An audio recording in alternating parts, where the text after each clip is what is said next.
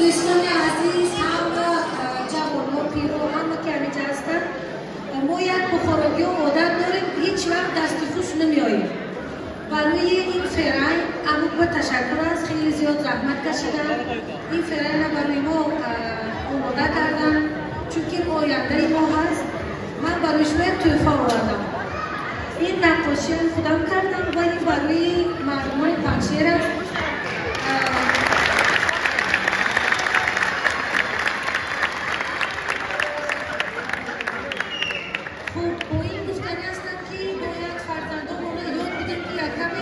برای فرهنگ ما اعتماد کنند. اینکه فرق است که ما در کجا هستیم ما تاجیک هستیم و اینجا ما نقش نگاه نشانه پنجشیر رو نقاشی کردم. خوب انا در اطرافش اگر نگاه کنید هم تماشابین است هم از دور نشسته تماشا میکنن. همین که اینجا میبینید این که جنگ است خونریزی است مردم ها بیچاره در بدر هستند. این در بینش میبینید رنگ سبز باشه پنجشیر است. ببینید که پنجشیر در گرد سیاهی پش کرده.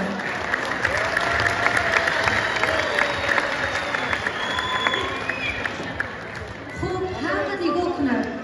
وقتی در یک عکس شما رنگ سرخ و سفید را میبینید نشانه زندگی و امید برای زندگی خوب آزادی میباشد.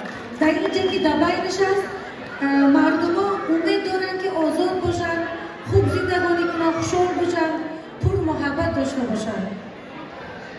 خوب همین بینش دیگه دلی پنجشیر است. تصور کنید این پنجشیر است.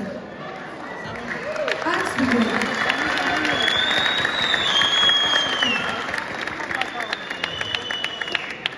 برای جوانایی که در آلمان در دنیا آمدن شاید ممکن است درباره پنجشیر چیزی نمیدانند یک چیزی آماده کردیم که کلا در داخلش پنجشیر است. من شما میدونم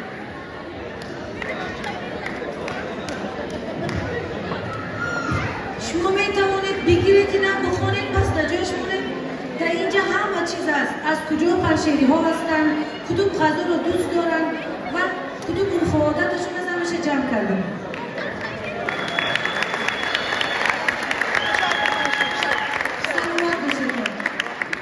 دوستان گرامی همه شما گفتنیستم که شما درباره تاجیکان دیگر خبر ندارید. اگر میخواید خبردار باشید اینم تماشا کنید.